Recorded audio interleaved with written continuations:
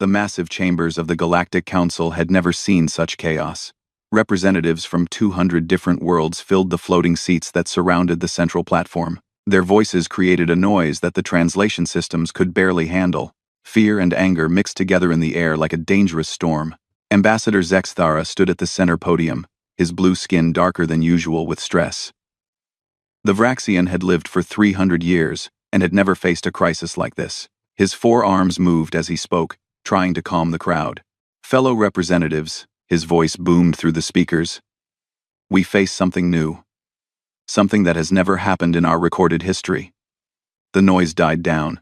Every eye, sensor, and detection organ in the room focused on him. The humans have refused our ultimatum. A wave of shocked whispers spread through the chamber. The insect-like Zephyrians clicked their mandibles in confusion. The crystalline architects sent flashes of light between their bodies. The floating gas beings of Nebula Prime swirled in tight, worried circles. "This is impossible," called out Counselor Vex from the Korthak Empire. His warrior species had fought the Council for 50 years before finally agreeing to peace talks. No one refuses the Council. No one can afford to refuse.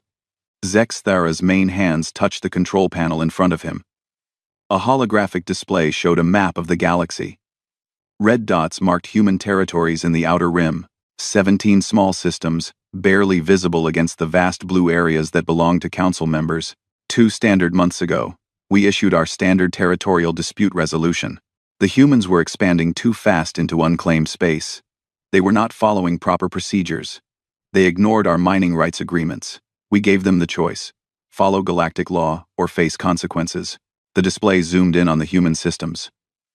Small planets, modest space stations, simple-looking ships moving between them.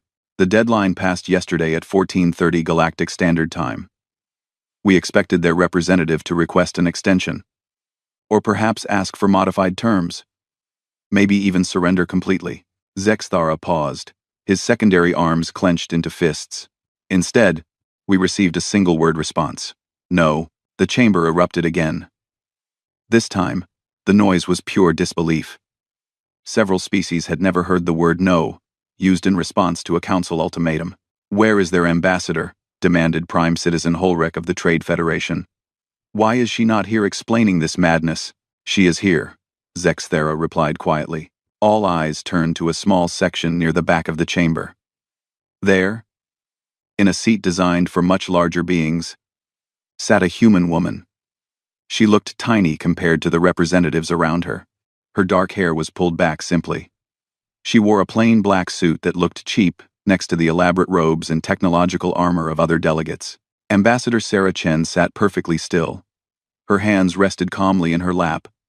Her face showed no expression at all. She looked like someone waiting for a bus, not someone facing the anger of 200 alien civilizations. "Ambassador Chen," Zexthara called out. "Will you explain your people's position?" The human woman stood slowly. She walked down the long ramp to the center platform. Her steps echoed in the sudden silence. When she reached the podium, she looked up at the hundreds of beings staring down at her. "My government's position is clear," she said in perfect galactic standard. Her voice was calm and steady. "We have nothing to negotiate." The explosion of angry voices was immediate. Representatives jumped to their feet. Some species made threatening gestures with claws or weapons. Others flashed warning colors or emitted sonic bursts of rage. "Silence," Zexthara's voice cut through the noise. "Let her speak." Sarah Chen waited for quiet. Then she continued as if nothing had happened. "You claim we are expanding illegally. But the territories we have settled were empty. No one lived there. No one had claimed them. We followed standard galactic law for unclaimed territory. You ignored mineral rights protocols," shouted the representative from the mining guild. "We extracted no minerals," Chen replied simply. "We built homes. We grew food. We made these places livable. Your ships violated shipping lanes," called out a Trade Federation delegate. "Our ships use the same hyperspace routes available to all council members. We have never blocked or interfered with any other vessel. You refused to submit to territorial inspections." This from a peacekeeping force commander. "Would you submit to inspections of your homeworld by strangers?" Chen asked. "Would any of you?" The chamber fell quiet. Several representatives looked uncomfortable. The idea of allowing foreign inspectors into their private space was clearly disturbing. Councillor Vex stood up slowly. His massive form cast a shadow over Chen. Human. You speak as if your people have a choice in this matter. The council has spoken. The deadline has passed. You will comply, or you will face the consequences. Sarah Chen looked up at the warrior. Despite being a tenth of his size, she showed no fear at all. Councillor Vex, she said politely. Your own people fought the council for 50 years. You lost millions of lives before you agreed to peace talks. Are you suggesting we should surrender without even trying to defend ourselves? That was different, Vex growled. We were strong, we had allies, we controlled a quarter of the galaxy. And we, Chen said quietly, control 17 small systems that most of you couldn't find on a map without help. The truth of her words hit the chamber like a cold wind. Humanity was tiny. Their technology seemed basic. Their military was small. They had no powerful allies. By every reasonable measure, they should be begging for mercy. Instead, their ambassador stood there looking completely calm. Perhaps, suggested High Analyst Queth of the Logical Union, the humans simply do not understand the seriousness of their situation. Their species is young. They may need education about galactic realities. Chen turned to face the floating brain creature. We understand perfectly, High Analyst. The Council wants us to abandon our legal territorial claims, submit to foreign authority, and accept whatever terms you decide to give us. Exactly, Queth's electronic voice hummed with satisfaction. Now you see reason. No, Chen said. Now you see why our answer will always be no. The silence that followed was different from before. This was not confusion or disbelief. This was the beginning of real fear. Zex Thara cleared his throat. Ambassador Chen, I must inform you that the Council has authorized me to give you one final opportunity. You have 72 standard hours to reconsider your position. If you do not, we will be forced to take corrective action. Sarah Chen nodded politely. I understand. Ambassador Zex Thara. I will relay your message to my government. She turned and walked back up the ramp to her seat. Every being in the chamber watched her go. When she sat down, she returned to her previous position. Hands in lap. Face calm. Waiting patiently. The emergency session continued for 6 more hours. Plans were made, threats were discussed, military options were reviewed. Through it all, the human ambassador sat quietly in her chair, looking for all the world like she didn't have a care in the universe. The war room beneath the Galactic Council building buzzed with activity. Holographic displays showed star charts, ship movements, and tactical analyses. Supreme Admiral Kethmori stood in the center of it all, his 6 eyes studying the data streams flowing around him. The Admiral was a Nexan, a species that had evolved from pack hunters on a world of endless plains. His people were natural strategists, bred for warfare across 1,000,000 years of evolution. He had never lost a battle in his 200-year career. Show me the human territories again, he ordered. The main display shifted to focus on the outer rim. 17 red dots appeared, scattered across a region that most council members considered worthless. Rocky planets, asteroid fields, and empty space with little strategic value. Total population? Kethmori asked. Approximately 4 billion across all systems, replied his aide, Commander Zilnara. Mostly concentrated on 5 main worlds. The rest are mining operations, research stations, and small colonies. Military assets, 347 registered vessels, mostly cargo ships and system defense craft. 17 ships classified as military corvettes, 5 destroyers, 1 command vessel that appears to be their flagship. Kethmori's upper eyes narrowed. That's all? That's all, sir. Their largest vessel is less than half the size of our smallest cruiser. The Admiral walked slowly around the display. The numbers made no sense. 300 ships against the Council's combined fleet of over 10 million. Even if every human vessel was a perfect fighting machine, they would be outnumbered 30,000 to 1. Intelligence assessment? Commander Zilnara activated another display. Images of human cities, ships, and technology filled the air. Analysis suggests their technology is approximately 40 to 60 years behind current galactic standards. Their fusion drives are inefficient. Their weapon systems appear to be simple kinetic projectiles and basic energy weapons. Their defenses? Minimal. Each system has a few orbital platforms, standard particle shields. Nothing that would stop a determined assault. Keth Mori studied the data for several minutes. Something felt wrong, but he couldn't identify what. The humans were acting like they had options, when clearly they had none. Perhaps, suggested the Admiral's strategic coordinator, a brilliant logical union analyst designated Prime 7, the humans are experiencing a form of species-wide mental breakdown. Their behavior does not match their capabilities. Explain, Keth Mori ordered. In our databases, we have examples of civilizations that refuse to surrender when faced with impossible odds. Usually, this occurs when the species suffers from delusions about their own power, or when they cannot understand the mathematics of their situation. The Admiral nodded slowly. That made sense. Humans were young, barely 50 years in galactic society. Perhaps they simply didn't understand how outmatched they were. Recommendation? A show of force, Prime 7 replied immediately. Position the Fifth Armada at the edge of human space. Let them see our strength. Once they understand the reality of their situation, they will surrender without bloodshed. The Fifth Armada? Keth Mori considered this. The Fifth was one of the Council's most powerful fleets, 300 ships, including 12 dreadnoughts, and his own flagship, the Eternal Justice. More than enough to conquer a dozen systems. Yes, sir. Overwhelming superiority will encourage rational thinking. Meanwhile, in a small, private chamber, Ambassador Sarah Chen sat across from the Council's 3 elder representatives. These ancient beings rarely met with anyone directly.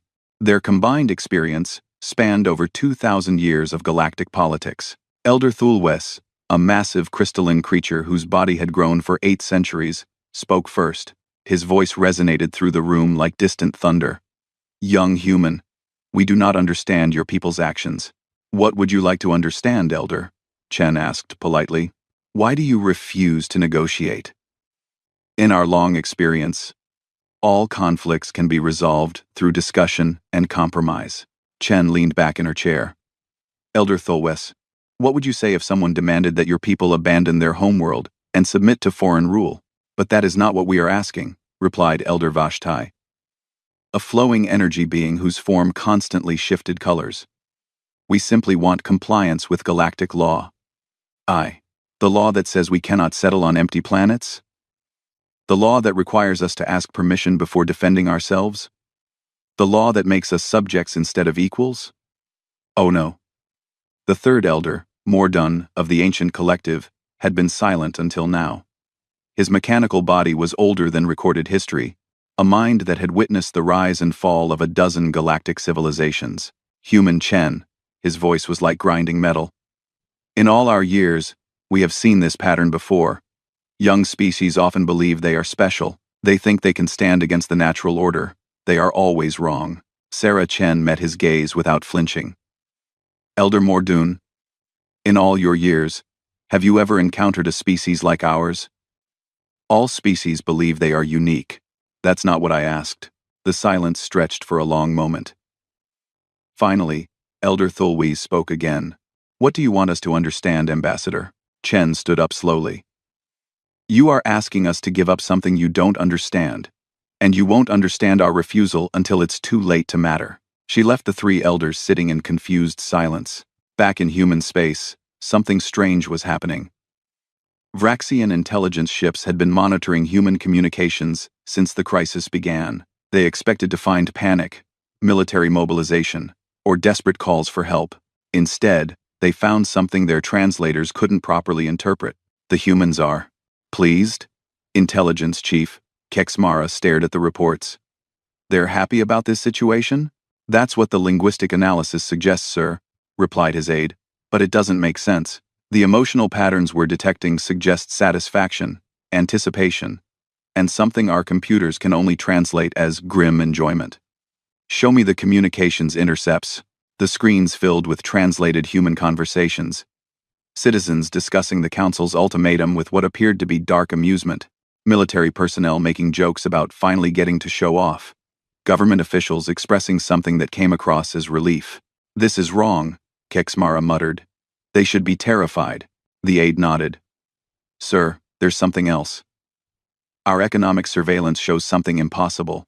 What? We implemented the trade sanctions yesterday. Cut off all commercial traffic to human systems. Standard procedures says they should be in economic chaos by now. And? Their shipping patterns changed immediately. New routes activated that we didn't know existed. Supply chains that aren't in any of our databases. Not only are they not suffering from the sanctions, their efficiency seems to have improved. Mara stared at the data. None of this made sense. The humans were acting like they had been expecting this situation, like they were prepared for it. What about their military response? That's the strangest part, sir. Their ships aren't mobilizing defensively. They're not retreating to protected positions. They're not even changing their patrol patterns. What are they doing? Going about their normal business, like nothing is happening. Admiral Kethmori received the same reports. The more intelligence flowed in, the more confused he became. Every piece of data suggested that the humans were completely unprepared for war, yet their behavior suggested the opposite. Sir, Commander Zilnara approached carefully. The Fifth Armada is in position. We're at the edge of human space, waiting for orders. Any response from the humans? None, sir. No hails, no challenges, no reaction at all. It's like they don't even notice we're here.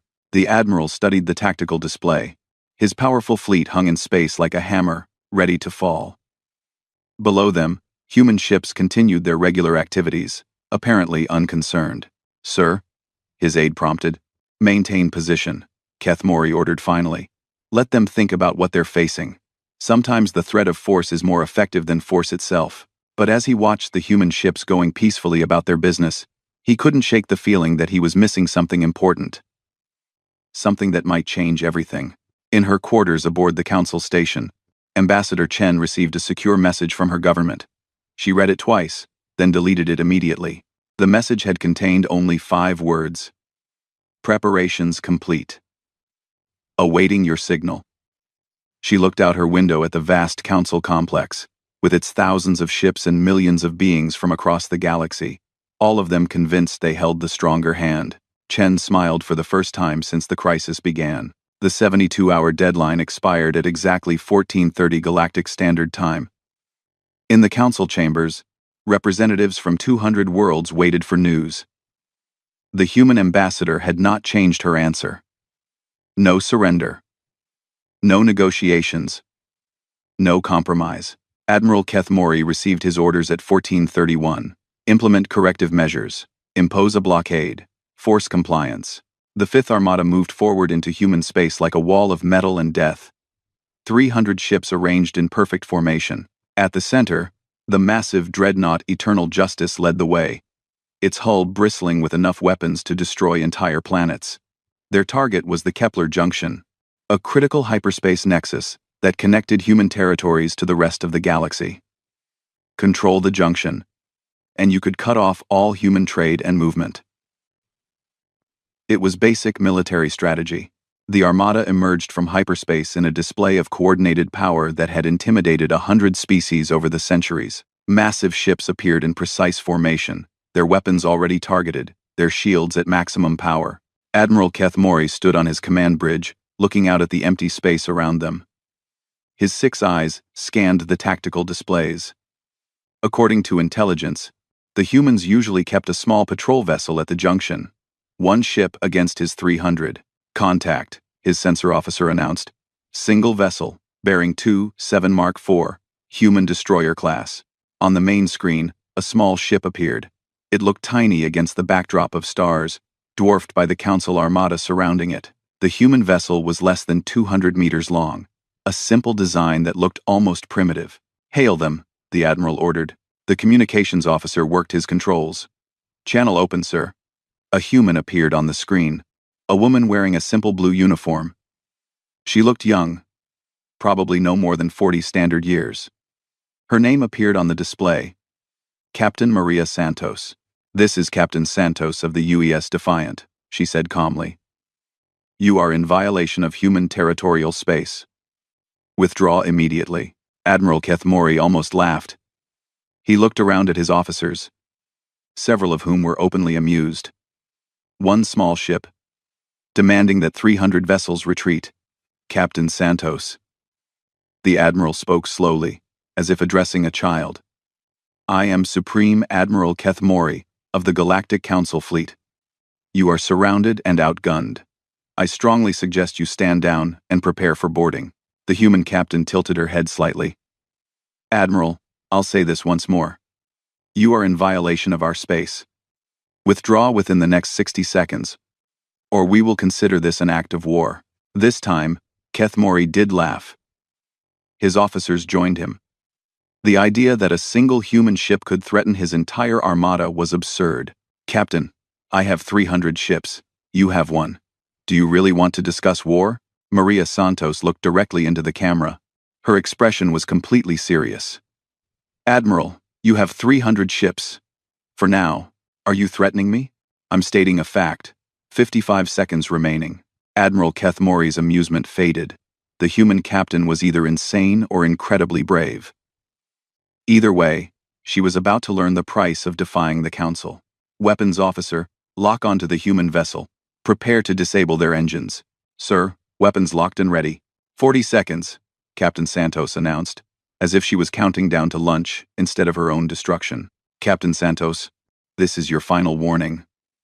Surrender now, or face the consequences." 20 seconds. The Admiral nodded to his weapons officer. "Fire a warning shot. Show them we mean business." A bright beam of energy lanced out from the Eternal Justice. It passed just ahead of the human ship, close enough that their shields should have detected it. The shot was carefully calculated to demonstrate power without causing damage. The human ship didn't even change course. 10 seconds. Captain Santos continued her countdown. "What is wrong with these people?" muttered Commander Zilnara. "Do they have a death wish?" 5, 4, 3, 2, 1. Captain Santos looked directly at Admiral Kethmori. "You were warned." The screen went black as the human ship cut communications. For a moment, nothing happened. The human destroyer continued on its original course, apparently ignoring the massive fleet surrounding it. Admiral Kethmori was about to order another warning shot when his sensor officer spoke up. "Sir, I'm reading some kind of energy buildup from the human ship." "What kind of buildup?" I don't know, sir. The readings don't match anything in our database." On the tactical display, the small human ship began to glow with a strange blue light. The glow grew brighter and brighter until it hurt to look at. "All ships, prepare for evasive maneuvers," Kethmori ordered. He didn't know what the humans were planning, but he wasn't taking chances. "Sir," the sensor officer's voice was confused. "The energy isn't building toward a weapon discharge. It's something else." "What?" "I think they're charging their hyperspace drive. But the power levels are impossible. No ship that size could generate that much energy." The blue glow around the human ship suddenly shifted. What had been bright blue became something deeper, darker. The space around the destroyer began to bend and twist in ways that made Kethmori's eyes hurt to watch. "What in the depths of space is that?" Commander Zilnara whispered. The answer came from the ship's chief scientist. "A brilliant logical union construct, designated Science Prime Alpha." "Admiral, those readings, they're not possible." "They won. They're being science." "They won, Saul." "Explain." "The human ship appears to be manipulating space-time itself. The energy requirements for such manipulation would require the output of a star." "That's impossible." "Yes, sir, it should be." The space around the human destroyer was now completely black, as if reality itself was being bent inward. Admiral Kethmori had never seen anything like it. Neither had anyone else on his bridge. "All ships, open fire," he ordered. "Destroy that vessel now." 300 ships fired at once. Energy beams, kinetic projectiles, and quantum torpedoes filled the space where the human destroyer had been. The combined firepower was enough to crack a moon. When the light faded, the human ship was still there, completely undamaged. "Impossible," breathed Science Prime Alpha. "Our weapons passed right through them." "Through them?" "Sir, I believe the human vessel is no longer in normal space-time.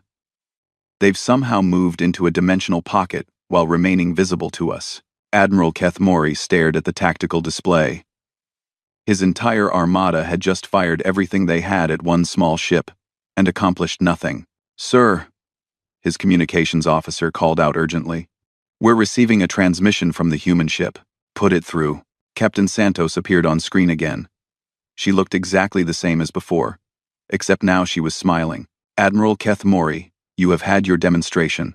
Now you will have ours. The black space around the human destroyer suddenly expanded. What had been a small bubble around one ship grew larger and larger, reaching out like dark fingers toward the Council fleet. Evasive maneuvers, Keth Mori shouted. All ships, retreat to minimum safe distance. But the darkness moved faster than his ships could run. In seconds, it had engulfed half the armada. The ships touched by the black space simply stopped. Not destroyed, not damaged. They just ceased to exist on the tactical display. Where did they go? Commander, Zilnara's voice was almost a whisper. Unknown, sir, replied the sensor officer. They're not there anymore. No debris, no energy signatures, no life signs. They're just gone. The darkness continued to spread. Ship after ship vanished without a trace. Admiral Keth Mori watched his carefully organized fleet disappear like smoke in the wind. Full retreat, he ordered. All remaining ships, emergency jump to hyperspace, now. But the darkness was faster. It reached out and touched the eternal justice itself. Admiral Keth Mori felt a strange tingling sensation. And then, silence. Perfect, complete silence. When the effect ended 17 minutes later, space around the Kepler junction was empty except for one small human destroyer, 300 council ships, millions of crew members, and the pride of the Galactic fleet had simply ceased to exist. Captain Santos opened communications to all council frequencies. Her message was broadcast across the galaxy, heard by every government, every military command, every citizen with a receiver. This is Captain Santos of the UES Defiant. The Council fleet that violated our territorial space has been removed. This is your only warning. Withdraw all forces from human territory within 24 hours, or we will consider it an act of war.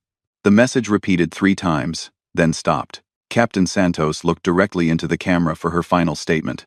We told you we had nothing to negotiate. In the council chambers, 200 species sat in stunned silence. The impossible had happened. A single human ship had destroyed the Fifth Armada without taking any damage. Ambassador Sarah Chen stood up from her seat. For the first time since the crisis began, she walked down to the central podium. Every being in the chamber watched her in complete silence.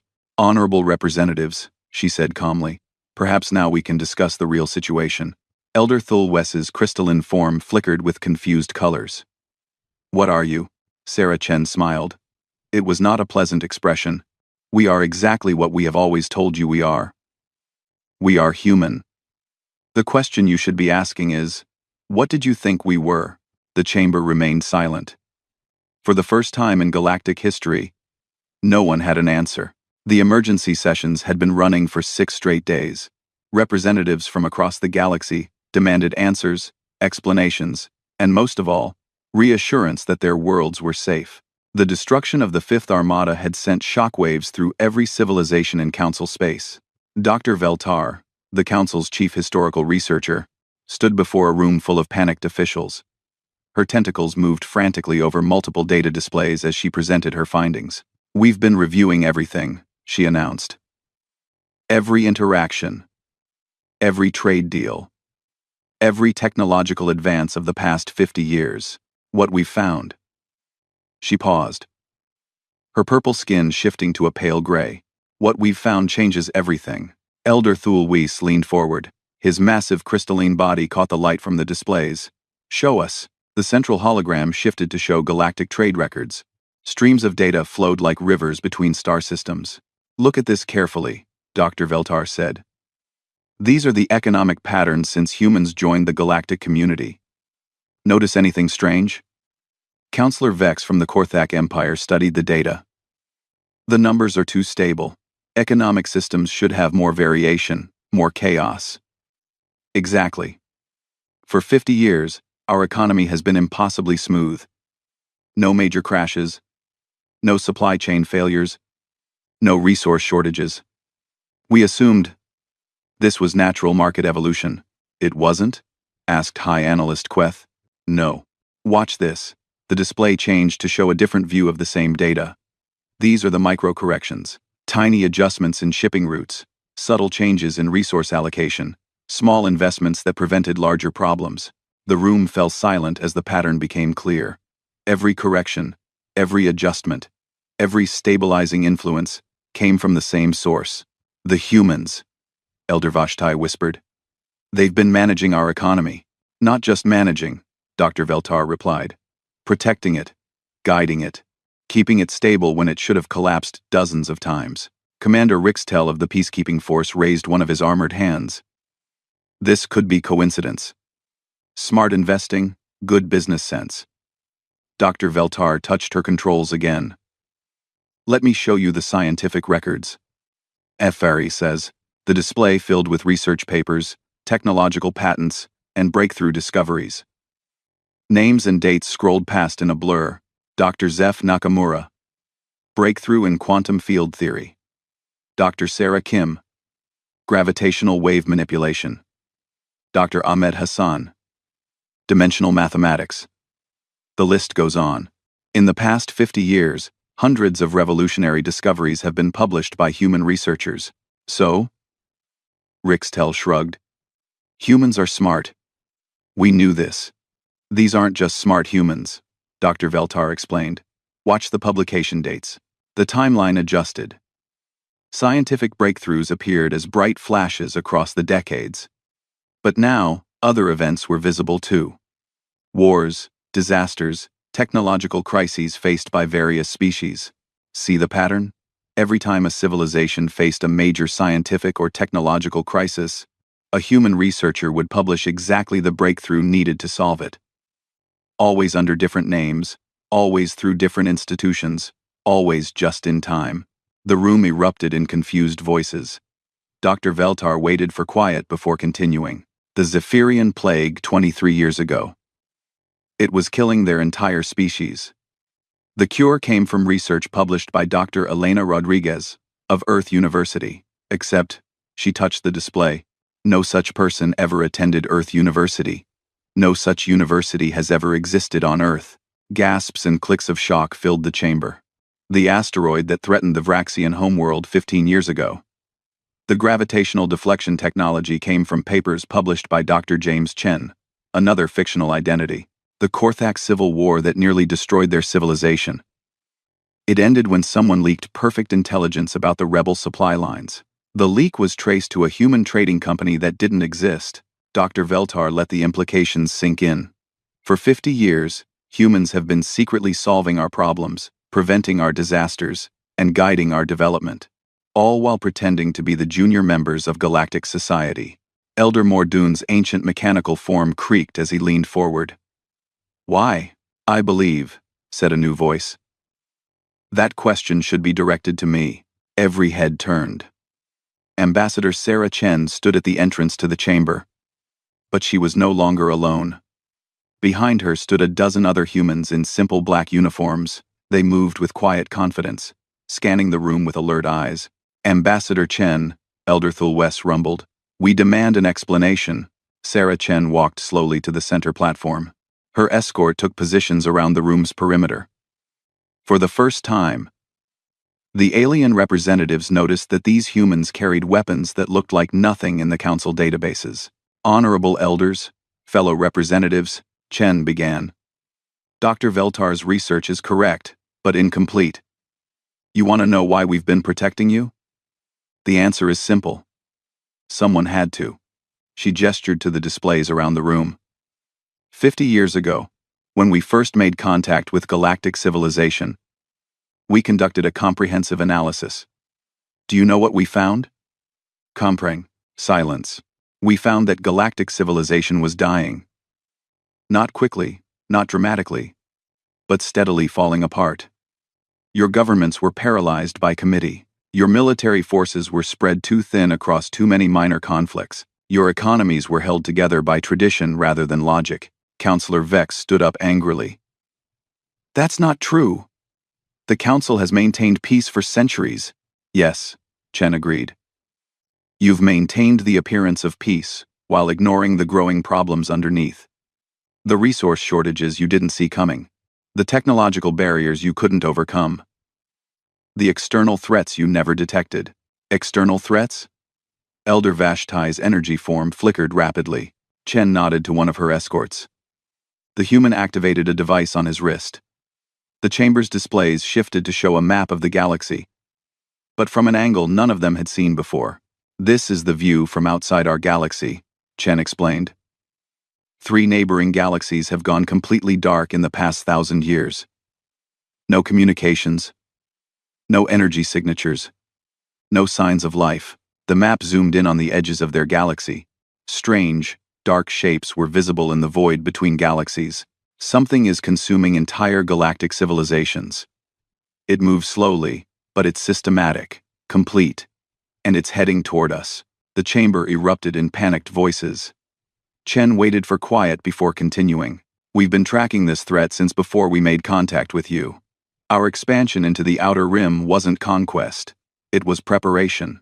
We've been building defensive systems, early warning networks, and evacuation routes.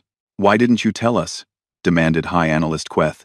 Because you would have done exactly what you're doing now, Chen replied. Panic. Form committees. Debate. Argue about jurisdiction and procedure while the threat got closer. Elder Mordoon's ancient voice creaked through the chamber. So you decided to protect us without our knowledge or consent? Yes. That's, Counselor Vex struggled for words. That's arrogant beyond measure. Sarah Chen's expression didn't change. Yes, it is. It's also necessary. She walked slowly around the platform, making eye contact with representatives throughout the chamber. For 50 years, we've guided your economic development to build the industrial capacity you'll need. We've solved your technological problems to advance your defensive capabilities. We've prevented wars and disasters that would have weakened you, all while pretending to be your junior partners. You manipulated us, accused Elder Thulwis. We protected you, Chen corrected. There's a difference. And now? Elder Vashti asked. What happens now that your secret is revealed? Chen stopped walking and faced the assembled representatives. Now you have a choice. You can continue to be protected, but you need to accept the reality of your situation, which is, humanity isn't your equal partner in galactic civilization. We aren't your junior members learning from your wisdom. We are your protectors, your guardians, and if necessary, your rulers. The silence that followed was deafening. Prime Citizen Holrek of the Trade Federation finally found his voice. You're demanding that we surrender our independence. Prime Citizen Holrek. I'm offering to formalize an arrangement that has existed for 50 years, Chen replied. The only difference is that now you know about it. And if we refuse? Chen's expression grew cold. Then you'll face the approaching threat without our protection. Your choice. She turned toward the exit. You have 48 hours to decide. During that time, I suggest you review Dr. Veltar's research more carefully. You'll find that everything we've done has been for your benefit. As the humans left the chamber, Elder Mordoon's ancient voice echoed in the silence. In 2 million years of existence, I have never encountered a species like this. What do you mean? Asked Elder Thulwis. They have the power to rule us, but they don't want to. They have the ability to abandon us, but they won't. They are strong enough to stand alone, but they choose to protect the weak. The old machine paused, processing thoughts older than most civilizations. I believe, he said finally, we are about to learn what it means to be truly fortunate. The vote was scheduled for exactly 48 hours after Ambassador Chen's revelation. Representatives from 200 worlds gathered in the council chambers. But the atmosphere was completely different now. Gone was the confident superiority that had marked galactic politics for centuries. In its place was uncertainty, fear, and for many, a grudging respect for the humans who had been protecting them in secret. Elder Thulwes called the session to order. His crystalline form had shifted from its usual bright blue to a more subdued purple, reflecting his troubled thoughts. We are here to vote on the human proposal, he announced. Formal recognition of humanity's protective role in galactic civilization, with corresponding authority to make decisions regarding galactic security. Before we vote, interrupted Counselor Vex, I want answers. The Korthak warrior stood at his full intimidating height. Dr. Veltar has shown us 50 years of human intervention. But I want to know about my people specifically. Our civil war ended very suddenly, very conveniently. What did the humans do? Dr. Veltar activated her displays. The Korthak Civil War was caused by resource disputes in your outer colonies. The rebels controlled the mining operations that funded their army. The war was stalemated because both sides had equal access to materials. Yes, I remember. Then suddenly our intelligence service discovered the rebel supply routes. Not your intelligence service, Dr. Veltar corrected gently. A human cargo ship happened to have engine trouble near a rebel convoy. While making repairs, they accidentally transmitted unencrypted location data on the rebel fleet movements. Counselor Vex's scarred face darkened. Accidentally? The ship was the merchant vessel Lucky Break, registered to Chen Trading Company. Except, Chen Trading Company never existed. The ship was a human intelligence vessel, conducting a surveillance operation that lasted 6 months. They ended our civil war by helping us win. They ended your civil war by ensuring the side most likely to maintain stability would have the advantage. Your faction represented lawful government. The rebels represented chaos. Vex sat down heavily. They chose our government's survival over the rebels' cause. They chose galactic stability over local politics. Similar stories emerged as the session continued. The Zephyrian plague had been cured by medicine, developed years before the disease appeared. Ready, and waiting for deployment. The Vraxian asteroid had been deflected by technology that should have taken decades to develop, but somehow appeared exactly when needed. Every time, Dr. Veltar summarized, humans provided exactly the right solution at exactly the right moment. Too perfect to be coincidence. Too beneficial to be manipulation for selfish gain. Prime Citizen Holrek raised a concern that many shared. What about our sovereignty? Our right to self-determination? Sarah Chen, who had remained silent during the discussions, finally stood. You've had 50 years of self-determination under our protection. How has that worked out for you? We've prospered, Holrek admitted. Your people are healthier, safer, and more prosperous than at any time in your history. Your technology has advanced faster in 50 years than in the previous 500. Your conflicts have been minimal and quickly resolved. Is this the sovereignty you're afraid to lose? The question hung in the air. Many representatives looked uncomfortable, but none could argue with the results. The vote will proceed, Elder Thulwes announced. All in favor of accepting the human proposal? Hands, tentacles, energy signatures, and mechanical appendages rose throughout the chamber. The count was overwhelming. 173 in favor. Opposed? 27 representatives raised their opposition. Most notably absent was the Vraxian hegemony delegation. Where are the Vraxians? Asked Elder Vashtai. Dr. Veltar checked her displays. Ambassador Zex Thera and his delegation left the station this morning. They returned to their homeworld without explanation. Sarah Chen's expression hardened. I see. The formal signing ceremony took place 6 hours later. A new galactic charter was drafted, recognizing humanity as the official protectorate of galactic civilization. The Council would continue to handle daily governance. But major security decisions would require human approval. Most species signed immediately. A few requested time to consult their home governments. The Vraxians did not respond to any communications. 3 days after the signing, the answer came in the form of a massive military movement. The Vraxian hegemony activated their entire fleet. Over 2,000 ships, including their proud battle stations and planet-killer dreadnoughts. The force represented the largest military buildup in galactic history. Their destination was clear. Earth itself. Admiral Zex Kala, Supreme Commander of Vraxian forces, broadcast his message across all frequencies. The Vraxian hegemony does not bow to anyone. We will demonstrate that human power is an illusion. The natural order will be restored. The human response came from an unexpected source, not from Earth, not from their military command, but from Ambassador Chen standing in the council chambers. Admiral Zex Kala, she said simply, you are making a mistake. The only mistake, the Vraxian admiral replied, was allowing your deception to continue for so long. We are coming to end it. End. Very well. Chen touched a control on her wrist. Instantly, every display in the galaxy capable of receiving broadcasts activated. Every screen, every hologram, Every communication device showed the same view. Space around the Vraxian fleet. The massive armada hung in the void between galaxies, thousands of ships arranged in perfect battle formation. It was an impressive sight, representing the accumulated military might of one of the galaxy's oldest and most powerful civilizations. Then the stars changed. What had appeared to be empty space around the Vraxian fleet began to shimmer. The starlight bent and twisted, and suddenly ships appeared. Not hundreds, not thousands, millions. Human vessels materialized from invisibility, surrounding the Vraxian armada like an ocean around a small island. Ships of sizes and designs that defied understanding. Some were sleek and small, others massive beyond comprehension. All bore the simple blue and white markings of human space. Admiral Zexkala's voice came over the communication channel, much quieter now. "This is impossible. Our sensors detected nothing." "Your sensors detected what we wanted them to detect," Chen replied.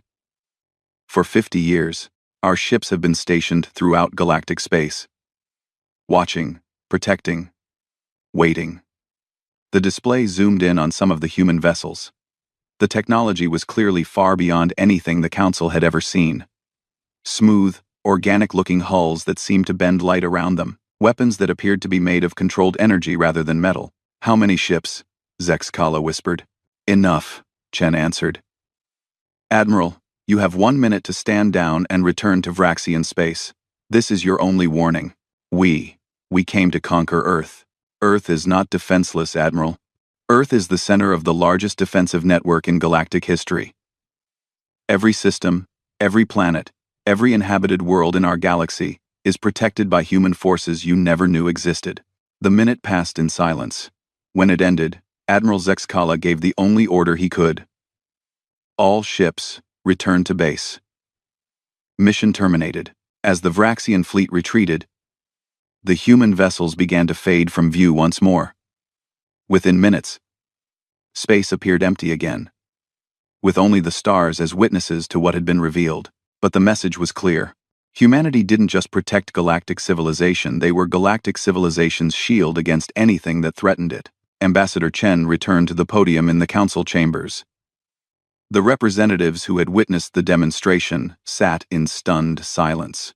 "Now you know the truth," she said. "We never wanted to rule you. We wanted to protect you. But if ruling you is what's required to protect you from yourselves and the universe beyond, then that is what we will do." Elder Mordoon's ancient voice creaked through the chamber. "The approaching threat you mentioned. How close is it?"